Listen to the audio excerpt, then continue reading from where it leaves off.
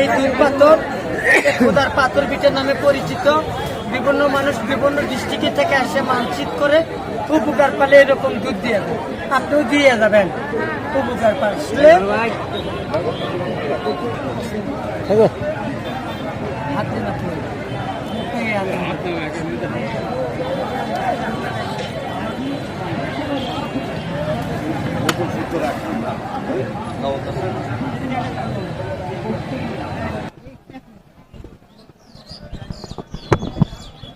দুধটুকু দিলেন, এটা হলো পবিত্র দুধ।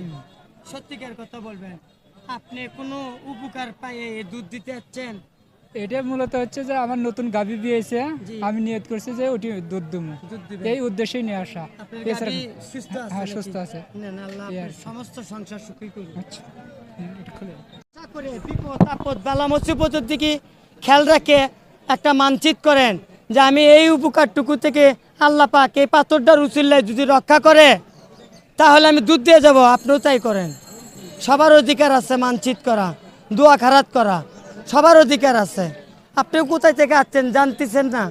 এটা সেই দুধ পাথর। নিয়ত করিলেই সেই আশা থেকে আল্লাহ পূর্ণ করে, পূর্ণ করলেই দুধ দিয়ে যাবেন।